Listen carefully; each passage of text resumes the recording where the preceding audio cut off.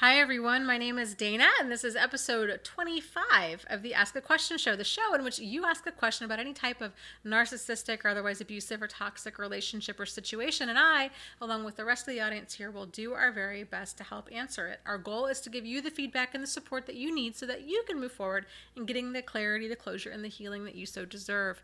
And so today's question is actually a fairly old question. I just had taken way too long to get around to it, so I apologize for that. But the question is, Dear Dana, how long is it going to take for me to get over him and move on? You just got emotional about what you'd been through with Jack, and it's been 6 years. So, okay, I think that this person is referring to a video that I did. It's in one of the red flag series. I don't remember which one it is. I think it was pretty early on. I vividly remember that video, and I was really caught off guard because I did get choked up with stuff. However, I didn't get choked up because I missed him. I got choked up because it was just that level of like fear and intensity and the scramble and the chaos that was there after I found out what had been going on. Like that still catches me off guard from time to time. It absolutely terrifies me to think that I could have been sharing a bed with somebody who was trying to kill me. It's just and to not even know it. I mean, that I don't. There's so many different levels of like crazy making with that I will just never know, and that's been really hard to kind of just walk away from and know that I'll never know for sure, one way or the other. So yes. So what you saw, please do not confuse that with feelings of love. That was definitely not it. My feelings of love for Jack went away pretty quick. Like they dried up pretty quick. So, when I found out everything, it was a total shock. Jack had been what I thought was my best friend for about 18 months or so. And I really thought we were going to get married. He'd done this great job with future faking. I thought we were going to have this whole amazing life. I accidentally stumbled across his double life. Everything came crashing down. It became very crystal clear that he, had every intention, I think, of soaking me for all he thought he could, and was going to get me to sign on these businesses. And he'd been sleeping with people since like day one of us dating. And, just the level of like disregard, the lack of remorse, all of that. I didn't know what he was at the time, but I knew that what I had experienced was not normal behavior. And I was describing him to people as he was a con man, and because that's really what he was. He was an emotional and financial con man.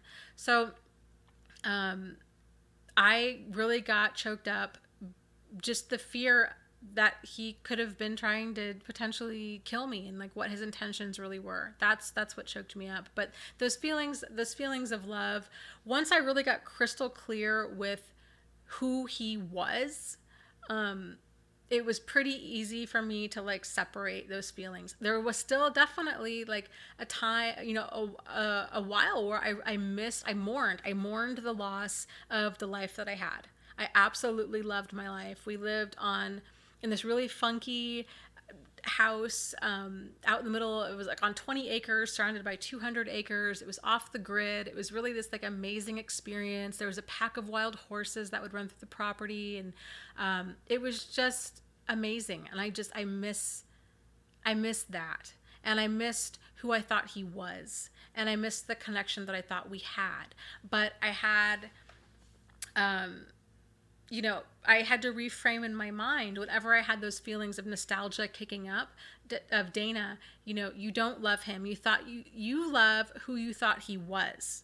Dana, like you don't miss him. You miss the person you thought he was, and like really separating the person that he is from the person that I thought he was, and getting my brain to see that that was the difference really, really helped. I think a lot of people get stuck because they keep telling themselves, well, I really love this person, I really miss this person. And I always say, like, I'm going to really challenge that, because love doesn't hurt. Love doesn't lie and cheat and steal and manipulate and twist and turn and use and abuse. That's not love. And I don't buy for a second that that's somebody's idea of love. I don't care how dysfunctional of a life you came from. You can't convince me that you're somehow confusing what should be based on like honesty and respect and dignity and kindness with confusion, chaos, addiction, lies, deceit, and foolishness. Like it's comparing like, a peanut butter sandwich to like a Honda. Like they're not even like in the same ballpark of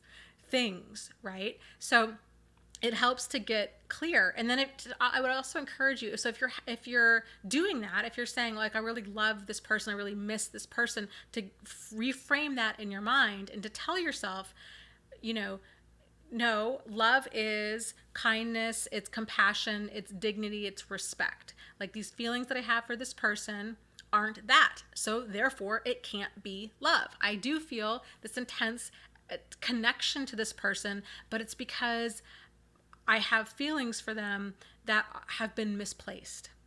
And they've been misplaced because this person's highly manipulative and convinced me to misplace them. So I need to regain my power and control over this situation, over my thoughts, over my feelings, over my actions, and to really get clarity on that, on my feelings, and make sure that they are appropriately placed.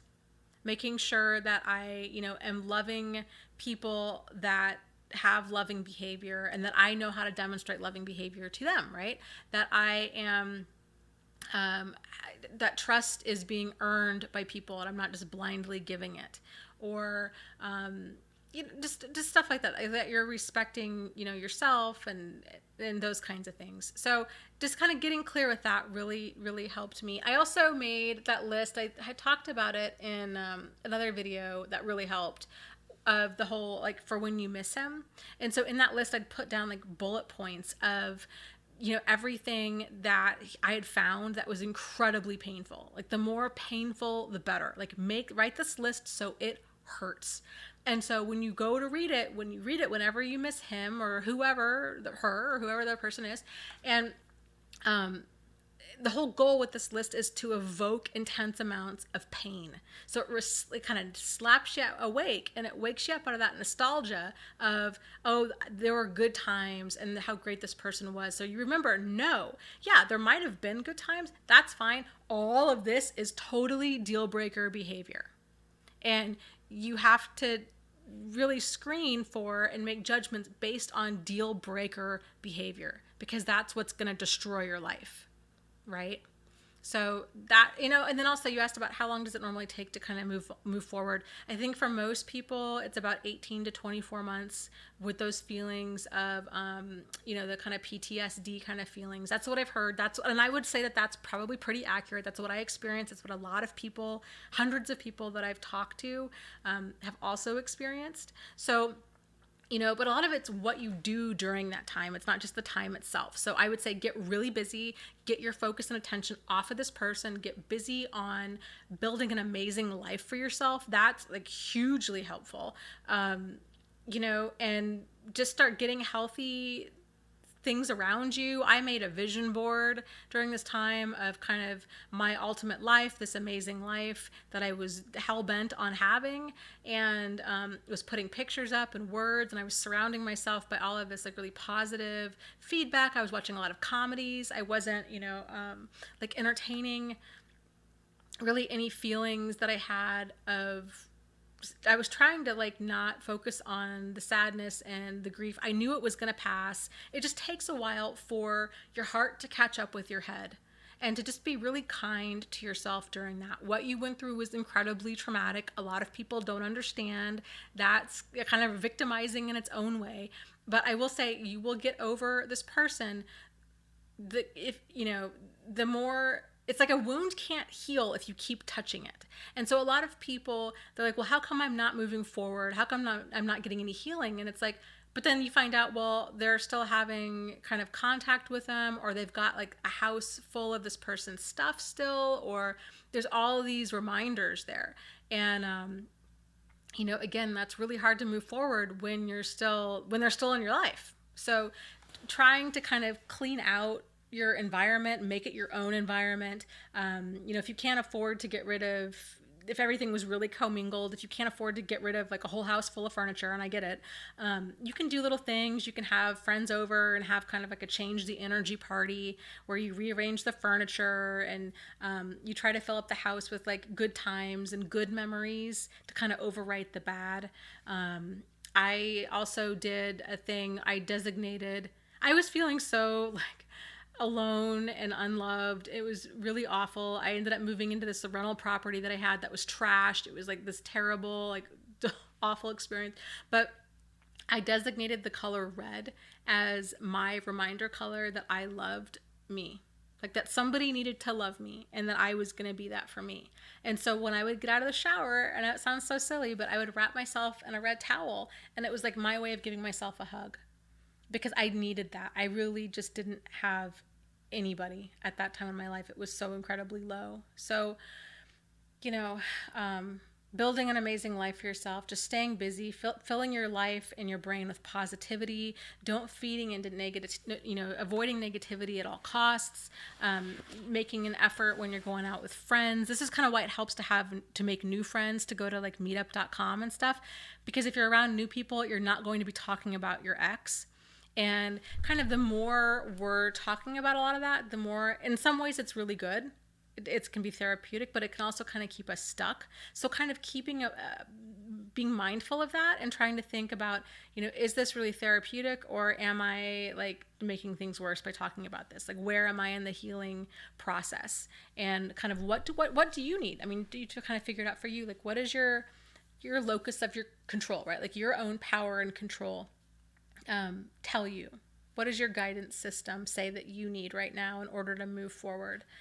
So that's kind of what I have for you. I will be really curious to see kind of what the rest of the audience has to say. And, just take care. Thank you again for writing. And I'm so sorry that you're going through this, but you can get through it. You can and you will get through it. You really can. You're so not alone. So as always, if there's any questions, comments, concerns, frustrations, insights, ideas, you need some support, you just want to say hi, and, contact info is down below. You guys take care. Lots of love to you.